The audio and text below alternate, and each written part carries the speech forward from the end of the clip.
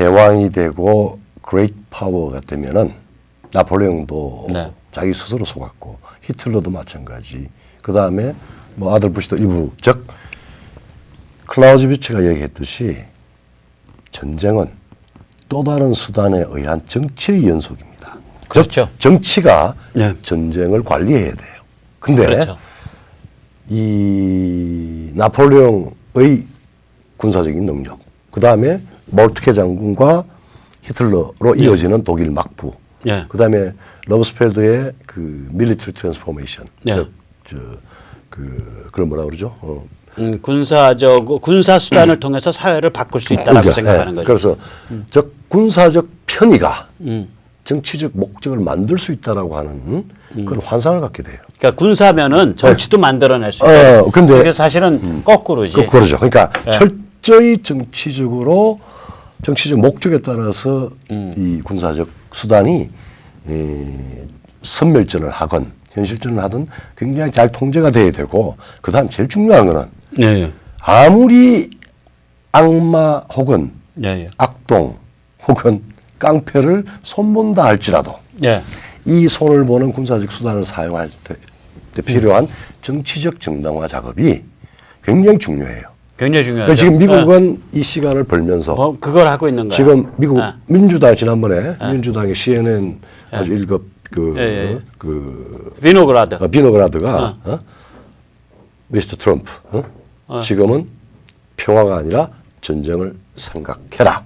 즉 민주당과 미국인은 당신이 필요할 때 전쟁을 한다면은 전쟁에 대해서 인도스 위임을 할 수 있다라고 하는 이야기예요. 그렇게 되는 거죠. 지금 그 상황을 만들어 놓고, 물론 지금 국내 정치적인 경쟁 때문에 무슨 뭐 탄핵을 당할 거다, 뭐 그 도시의 사건, 도시의 사건, 뭐 중간선거에서 실패할 거다, 뭐 이런 이야기 있는데 사실은 김정은은 이 문제를 미국인이 공화당에 참패하지 않도록 혹은 적절한 승리를 할 수 있도록 만들어주는 중요한 변수일 겁니다.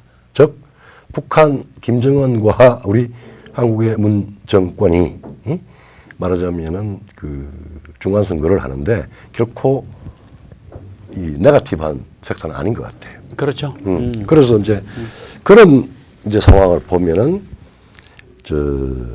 국내적으로는 그렇고, 그다음에 국제 정치적 목적으로 보면은 중국 문제를 이제 본격적으로 이야기를 해야 될 문제가 됩니다. 즉 중국의 길들이기, 중국을 제압한다라고 하는 거는 또 다른 수단, 즉 경제적 무역 금융이라고 하는 수단을 통해서 동아시아 국제 질서의 재편을 트럼프가 주도하겠다는, 아닙니다. 재편을 벽돌 쌓기를 새로이 하겠다는 거고. 네, 미국서도 그렇게 얘기해요. 그러니까 살다 이런 식으로 트럼프 비판할 때 어떤 비판들이 있냐면, 살다 미국 대통령이 무역과 경제를 가지고 국제 정치 무기로 삼는 건 처음 본다. 머리털 나고. 그렇게 글 써놓는 그 비평도 많아요. 사실 많았습니다. 많을 텐데 이 정도로 내놓고 한 경우는 없죠. 특히 뭐 유럽, 영국의 지도자들은 그 무역 국가였지 않습니까? 그러니까 사실은 영국의 그 국제 정치적인 목적은 그 대부분 초기에는 군사, 그다음 후반에는 무역을 통해서 통해서 국제 정치를 관찰하죠. 그렇죠. 또 다른 수단에 의한 즉 무역과 금융을 통한 국제 정치적 목적을 달성하고 다시 재편하는. 트럼프가 지금 바로 그건데. 그걸 가지고 있죠.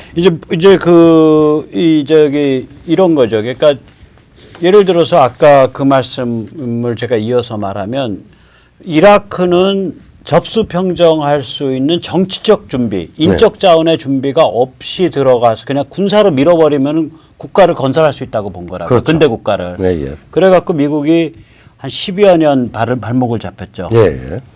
그런데 아프간은 그거보다 더 지독해요, 사실은. 근데 아프간은 이제 발목 잡힌 이유가 여러 개 있는데, 아프간은 따지고 보면 탈레반을 키운 게 옛날에 70년대 말에 미국이었거든. 그렇죠. 소련 공격한다고 그때 미국이 탈레반한테 엄청나게 지원했었어요. 물량 지원이 엄청나게 많았죠. 그때 그 1970년대 말에 사람들이 잘 언급을 안 하는데 그때 아프간이 소련 위성 국가였잖아요. 사실 냉전 종식에 첫 말하자면 검을 가게 한 게 탈레반이죠. 그렇죠. 그러니까 그때는 탈레반이 미국 CIA로부터 어마무시한 자금 지원을 받을 때 아니에요. 그렇죠. 예. 그 당시에. 네. 그러니까 아프간은 그리고 이제 그 바로 접경 국가가 파키스탄인데 파키스탄 인구가 한 3, 4억 되지 않아요? 군될 겁니다. 예. 그러니까 아프간은 파키스탄으로부터 끊임없는 그 파키스탄의 급진 이슬람 세력으로부터 끊임없는 물적 자원과 저기 그 인적 자원의 지원을 받아요. 그다음에 그렇죠. 아프간은 왜 골아프냐면 전 세계에 거기가 생화편 생산의 90%인가를 해요. 그렇죠. 그리고 하시시. 예, 하시시. 그러니까 하시시는 이제 떨이라 그러잖아요. 대마. 대마. 떨은 안 하는데 하시시라는 게 그 대마를 이렇게 응축시킨 덩어리거든요. 그렇죠. 대마즙을. 제일 그 농축해서 응축시킨 그 즙을 고형화시켜서 그렇죠. 예. 동전 모양으로 이렇게 그거 어떻게 하냐고요? 아무튼 알아요. 네, 그러니까 하시시 생산을 90% 이상 한다. 그렇죠. 아프간이. 예. 그러니까 그런데 이러한 생화편하고 생화편이 오피오이드라 그럴 거예요. 예. 아편즙 굳힌 거. 그렇죠. 예. 근데 생화편과 이 하시시의 생산 및 유통을 탈레반들이 해요. 그렇죠. 그렇죠. 그러니까 이게 단위가 전체 비즈니스 사이즈 단위가 탈레반이 주워 먹는 게 연간 한 6조 원쯤 된다고요. 이게 6조 원쯤 된다고요. 그러니까 얘들 뿌리 뽑기가 장난이 아니고 아프간은 개고생하죠. 네. 근데 그건 아프간은 아프간이고 이라크는 아까도 말씀드렸지만 제가 못 들어간 거라 저기 못 들어간 거예요. 이라크는 예, 그러니까 정치 세력들. 정치 세력으로 쓸 수 있는 손발이 못 들어간 거예요. 그런데 그렇죠. 저는 북한은 만약에 미국이 군사적으로 접수 평정하면 그게 너무나 쉽다. 북한은요. 누가 그러더라고. 55세에서 그러니까 베이비 부머들 있잖아요. 네. 베이비 부머가 800만이래. 그러니까 제 또래가. 우리 또래가. 예. 그러니까 53년부터 이제 그 60년 60, 정도. 63년. 예. 근데 베이비 부머들이 예. 되게 이제 그 학력들이 고졸 이상들이고. 그렇죠. 그다음에 제일 좋죠. 그다음에 이게 경제가 발전하면서 전문직 경험을 한 사람들이 많잖아요. 소위 베이비 말하는 부모 중에. 공무원이 살아 있을 때. 그러니까 800만이면은 그런 식으로 그런 식의 어느 정도 전문성을 가진 사람이 200만이 된다는 소리고. 네, 네. 그 중에 북으로 올라갈 사람이 난 작게 봐도 50만에서 100만. 거기 크리스찬 붙고 거기에 미국이나 이런 데 있는 저기 어디야 교포들 네, 붙고. 그러면 제가 보기에는 아무리 못 잡아도 민간 차원에서 나 목숨 좀 걸 수 있고 뭐 건강상해도 좋고 각서 쓰고 올라갈 사람이 제가 보기엔 100만 명은 돼요. 네. 여기는. 네. 그러니까 여기는 북한 사회를 한순간에 저거는 이지수 교수가 그 말하거든. 사회가 가닥가닥 끊겨 있어서 각 분야가 수십만 명이 한꺼번에 들어가서 동시에 시스템 빌드업을 해야 된다는 거예요. 그러니까 그 지금 이제 우리가 아마 우파 애국 네. 세력에서는 굉장히 절망하고 있을 겁니다. 저렇게 시대착오적이고 반동적이고 수구적인 저 운동권이 저렇게 전격적으로 권력까지 잡아서 평양에 연방의 이름으로 해서 넘겨다 주려고 한다라고 하는 이제 극단적인 정상 아주 너무한 걱정들이 있는데 이제 만약에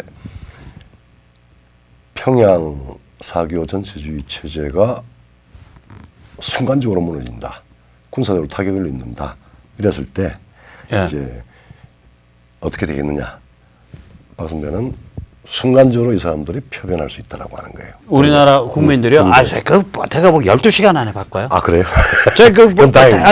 문제 저기 뭐 김대중 찍고 노무현 찍고 햇볕 지지하고 친북 성향 있고 뭐 특정 지역 출신이고 뭐 문재인 찍고 해서 지금도 그 밥만 먹으면 어떻게 내가 말을 꺼내야 문재인을 옹호해 줄 수 있지 이렇게 본능적으로 머리가 돌아가는 그 골수 야당 있잖아요. 네. 그런 사람들이 대한민국에 그렇지 한 500만 명 있는데 아무리 작게 잡아도 한 300만이나 이 사람들조차도 딱 어느 날 일어나는데 평양 붕괴 있어 이러면 나 옛날부터 문재인에 대해서 좀 이상하게 생각했어. 나 민주주의자야 뭐 이러면서 나는 자유민주주의 좋아. 이러고 바뀐다니까. 오케이, 그래. 한국 사람들 지독해. 그래서 이제 지금 우리가 이야기한 것 중에서 아주 미묘한 것 중에 하나가 예.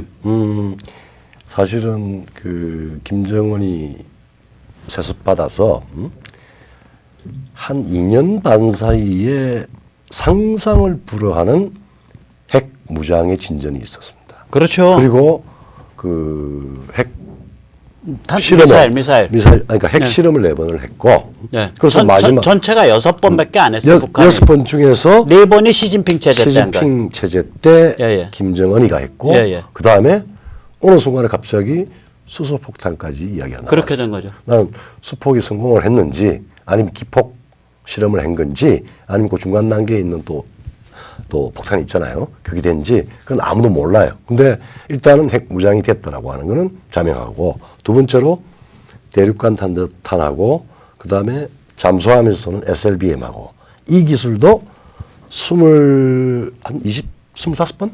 예, 정도 25번 했어요. 김정은 체제 때. 자, 이게 뭘 의미하느냐? 중국의 기술 준 거지. 그리고 시진핑 체제가. 그런 것 같으면은 미국의 지금 미국의 중국 때리기, 네. 혹은 뭐 길들이기, 혹은 제압, 이건 단순히 경제 문제를 훨씬 넘어서는 정치적인 목적이 분명하고, 거기에 그렇죠. 소위 말하자면 비계 덩어리의 암덩어리가 평양이라고 하는 뜻이에요. 그렇게 북한이라고 된다고. 하는 뜻이에요. 미국 그런 식으로 얘기를 해요. 미국 평론가들이 행간에. 그러니까 이 암을 지금 미국의 트럼프 행정부와 트럼프 대통령 행정부가 지금 이 암덩어리를 어떻게 지금은 이제 회담하면서 협상하면서 대통령이 직접 이 항암제를 좀 투여하겠다는 거 아니에요? 저 트럼프가 저는 앞으로 트럼프 많이 쇼 안 보낼 것 같은데. 그러니까 아니 보십시오. 지금 현재까지는 예. 우리 뭐 문재인도 잘했다, 뭐 네네네. 시진핑 잘했다 이러면서 이제 이번에도 근데 별로 칭찬 안 했잖아. 그러니까 뭐 칭찬을 하든 안 하든 간에 그래도 예. 직접적인 말하자면은 그 배제는 안 했단 말이에요. 네, 예. 그리고 근데 이 항암제가 점점 항암제를 썼음에도 불구하고 중국으로부터 자동적으로 미국으로 김정은이가 넘어올 리가 없습니다. 못 넘어. 중국이 딱 잡고 있지. 그러니까 이제 이 항암제를 한쪽은 암을 키우려고 그럴 거고, 지금까지 키웠습니다. 예. 암덩이를 만드는데, 우리 저기 암이 될 거야 그럴 때 중국이 지원했다고 보고 또 가다해 줬어요. 항암제 쓰는 네, 그럼요. 면역체를 막 주고. 이게 좀 너무 문학적으로 표현해서 죄송합니다. 근데 중국이 미국의 경제적인 제재에 이러다가는 중국 시진핑 권력이 위험해질 수 있다. 아니 위험을 벌써 느끼죠. 느끼죠. 자, 그때 중국 어떻게 반응할까요? 중국이 어떻게 할 것이냐라고 하는 부분에 대해서 사실은 아마 빨리 나가는 쿨한 이성으로 보면 그 계산해야 됩니다. 네, 저는 이제 우리는 이제 순하게 살아온 사람들이잖아요. 네. 우린 순하게 살아온 사람들이어 갖고 그 어려워지면 행동거지 고치고 반성하고 뭐 좀 고쳐서 좀 정상적으로 행동하면 좀 되겠지. 이렇게 보통 우리는 이렇게 사는 사람들이잖아요. 네. 근데 정치권 특히 이 공산 전체주의 체제의 그 권력 투쟁에서는 안 그래요. 그렇죠. 이 여기서는 잘못했다고 말하면 죽는 거예요. 그렇죠. 이거는 100% 죽어요. 특히 중국은 그렇습니다. 네, 잘못했다고 말하면 죽기 때문에 이때는 어떻게 해야 되냐. 우리가 생각을 해보세요. 6.25가 실패했으면 김일성이 책임지고 물러났어야 되잖아. 그렇죠, 당연히. 근데 그거를 책임을 박헌영한테 뒤집어 씌우고 오히려 권력을 강화하잖아요. 강화하죠. 그러니까 얘들은 기본적으로 바깥에다가 뒤집어 씌워놓고 자기 권력 강화할 생각을 한다고요. 자, 지금 중국의 시진핑을 옹립해준 내세운 중국의 군당 복합체, 군사와 군부와 당의 범털로 이루어진 복합체 입장에서는 물러날 뜻이 없어요. 왜냐면 그렇죠. 지금 미국은 중국 보고 체질 개선하고 체제 변경하라는 소리인데 그렇죠. 너희 자유, 인권, 민주, 개방 시장 정상화해. 이런 거 정상화해. 정상국가 좀 돼봐. 너희가 어차피 G2니까 그렇지. 이제 그때가 된 거야. 책임 좀 지자. 그 시그널을 보내고 있는 건데 중국 그렇게 하면 중국 자기들은 권력을 잃어버리잖아. 군당 복합체는. 그렇죠. 그러니까 얘들은 무슨 생각을 하냐면 어차피 매는 맞게 돼 있다. 이렇게 맞고 견디겠다는 거예요. 아니 대학진 때 5천만 굶어 죽고도 견뎠는데 중국이 미국에 다 물건 못 판다고 망하는 거 아니고 다 굶어 죽는 거 아닌데 오케이 견딘다 이거요. 그러면은 얘들 입장에서는 견딘다고 판단했을 때 그러면 중국인을 결속시켜야 되잖아요. 그렇죠. 결속시키는 제일 좋은 방법 뭐냐. 북한의 미군이 진격해 들어가는 게 CNN으로 실시간 방송되는 게 제일 좋은 거예요. 단기적으로는. 봐, 미제국 내부 결속이 위해서. 그럼요. 봐, 미제국주의자가 저렇게 뭉개고 들어오는가. 그러니까 지금 외부 세계가 우리 중화인민을 우리 중화민족을 부당하게 압박하고 있어. 있다. 그러니까 우리 중국 정부, 시진핑 정부를 중심으로 해서 똘똘 뭉쳐서 이 어려움을 이겨야 돼. 이렇게 해서 단기적으로는 북한에서 급변사태가 벌어지는 게 미군에 의한 접수평정이 벌어지는 게 시진핑 체제에 유리해요. 권력적으로는 이익이라는 이게 얘기예요. 단기적으로. 근데 내가 이 말을 했거든. 네. 그걸 누구랑 했냐면 지금 일본에 가 있는 어느 교수랑 했어요. 예, 전화로. 예. 일본에 지금 연구 교수가 있는 친구랑. 그랬더니 막 웃으면서 형 그 말을 어저께 NHK에 논평가들이 나와서 논평을 하는데 한 사람이 형이랑 똑같은 말 하더라고요. 우리는 이렇게 사실은 그런 이야기 정도까지는 꼭 담아두고 있으려고 그랬는데 또 청기는 우수를 했습니다. 근데 제가 이제 단기적이라 그런 게 객관적으로 중국을 하나의 정치체로 보고 중국이 봉착한 여러 가지 문제를 보면은 그 문제가 평양을 무조건적으로 감싸고 돌고 있을 것이라고 생각을 하는데 지금 미묘한 변화가 생길 수 있는 게 자, 2년 동안 한 2년 반 3년 동안에 김정은의 핵 무장과 탄두 능력 강화에 중국이 알게 모르게 지원을 했고 그 결정적인 기술. 자, 우리 그렇죠. 이동식 발사대라고 하는 건 중국에서 바로 넘어갔잖아요. 그게 중국 군부가 아니면은 허가가 안 됩니다. 시진핑이 원할 리가 없어요. 뭐 밑에 들어가는 벤처매트 수입하고 이런 거는 간접적으로 할 수 있는 일이지만은 그 군사력 중에서 중요한 기술과 그 다음에 무기 중에서도 그 트럭 그게 아무것도 아닌 것 같이 보이지만은 굉장한 중요한 지원이에요. 자, 그때까지만 해도 시진핑은 집권하자마자 그 여러 가지 좀 문제가 있긴 했지만은 기본적으로 평양을 미국에 대해서 도전을 하는데 지렛대로 쓴 것 같아요. 그렇죠. 맨 앞에 특수행동부대로 쓴 거예요. 그렇죠. 천병이었죠. 뭐. 그러니까 위성으로 딱 만들어 갖고. 근데 이게 이제 지금 우리 박 선배님의 추론으로 따르면은 이 지렛대가 쇠로 된 지렛대가 핵 능력을 부여하고 그 다음에 ICBM을 지원을 했던 이 지렛대가 자칫 재물 뗄감으로 설 수 있는 겁니다. 그렇게 되는 거예요. 그럼 미국이 어차피 지금 미국이랑 장기적으로 버텨야 되는데 그렇죠. 그러면 중국 사람들을 단계로 시켜야 내부 결속을 시켜야 자기 권력을 유지할 거 아니에요. 시진핑 그렇죠. 체제나 군당 복합체 입장에서는. 그럼 내부 권력 유지시키는 제일 좋은 방법은 김정은이가 예를 들어서 저 미국이랑 잘 해서 좋게 넘어갈라는다 뒤통수 퍽 치는 거지. 그렇죠. 내 말 들어. 임마 자식아 네 맘대로 까불어. 이 자식아 내가 임마 왕초고 내 말 듣고 그럼 넌 살아. 그러고서 끝까지 밀어붙이게 만들 거라고요. 저게. 아마 트럼프로 봐서도 저기 지금 야 저거 정리하자. 그리고 지난 시간에 이야기했듯이 야 푸틴의 가스 쓰는 것보다 우리 쉘가스 쓰는 게 낫다. 그러니까 지금 저 밑에 사우디아라비아에서 오는 석유하고 가스 뭐 이런 거 그것 때문에 남사군도에 그 지었던 비행장. 근데 제가 농담으로 콘도 이야기했잖아요. 그 분양만 그 관광지 만들고 그 다음에 재고 그것도 참 망해요. 그 다음에 재고 좀 했으면 좋겠다. 10년 하고 물러가지. 그리고 그 새 그 공정당, 태자당, 상해당, 당신들끼리 좀 싸우지 말고 중국 인민들의 복리 정리를 위해서 노력해. 그럼 우리도 봐줄게. 이런 방식으로 하면서 대신 너가 중국과 미국이 가지고 있는 평양이라고 하는 암덩어리 지금 우리 정부가 또 그 암덩어리에 같이 들어갈 수 있는지 모르겠지만 그거는 좀 정리합시다. 라고 했을 때 협상거리가 된다고 봐요. 이건 협상할 것도 없고 제가 보기에는 서로 그냥 눈치 까는 거예요. 왜 그러면 미국이 북한의 군대로 군사적 수단으로 접수 평정한다는 게 시진핑한테는 결코 나쁘질 않아 단기적으로는. 얘는 입장이 지금 한 4, 5년 시간 버는 게 문제라니까. 그렇죠. 장기적으로는 독약이에요. 그렇죠. 장기적으로는 북한이 급속하게 자유화되고 발전하는 게 중국 인민들의 정치 심리를 확 바꿀 거라고. 그걸 이제 천안문 사태부터 예. 중국이 가장 미국에 대해서 두려워하는 게 예. 화평연변이라고 화평연변. peaceful evolution. 그렇죠. 서서히 체제를 바꿔 나가는.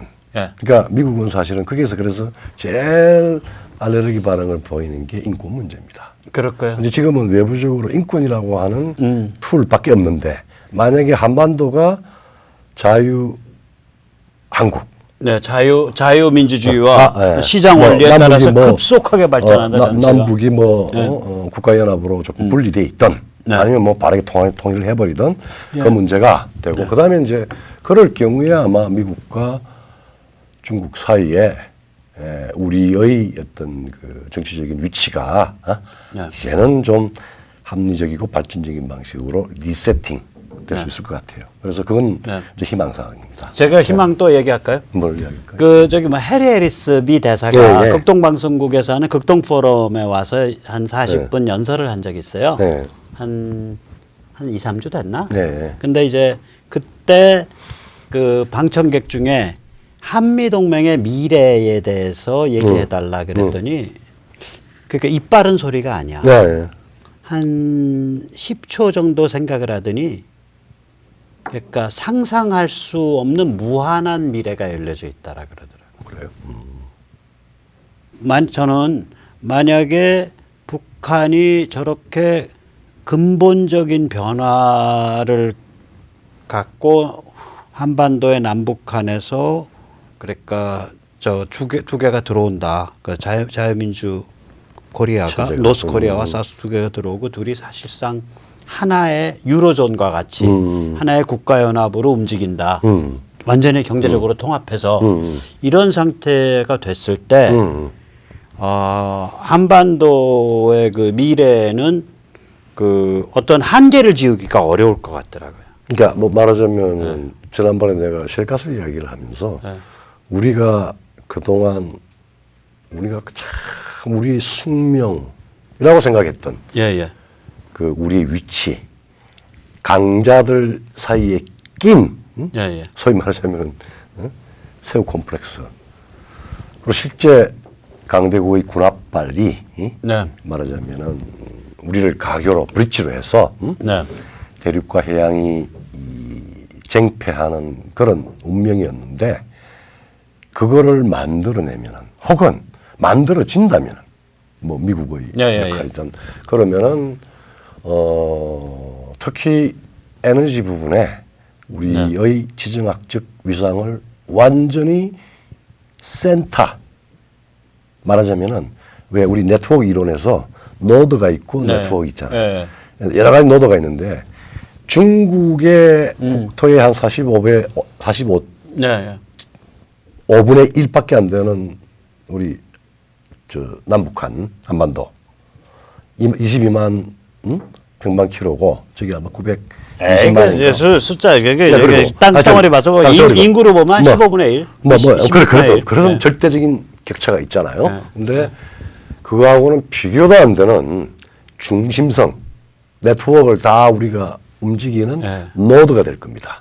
제가 좀 다른 관점에서 얘기하면 지금 이제 우리 조 교수님은 지정학적 위치를 얘기하셨잖아. 바뀔 거예요. 근데 저는 이 심리적 특성을 좀 얘기하고 가치, 싶어요. 문명, 심리. 왜 그러냐면 자 지금 대한민국에 우리가 부닥쳐 있는 문제 보세요. 우리는 이 존엄한 개인, 당당한 개인에 바탕한 자유민주 공화 시민이 되지 않으면 그렇죠. 대한민국을 정상화시킬 수가 없어요. 지금 그게 제일 그러니까 우리 각자가 그 각성을 통해서 사회에 대한 정치에 대한 책임을 서로 고민과 책임을 공유하는 그러한 당당한 개인으로서 자유민주 공화 시민으로 될 때 지금 우리 사회가 부닥쳐 있는 문제를 극복할 수 있거든요. 그렇죠. 그런데 또한 북한이 부활하는 과정도 북한 주민 2,500만이 부활하는 과정도 또 그거예요.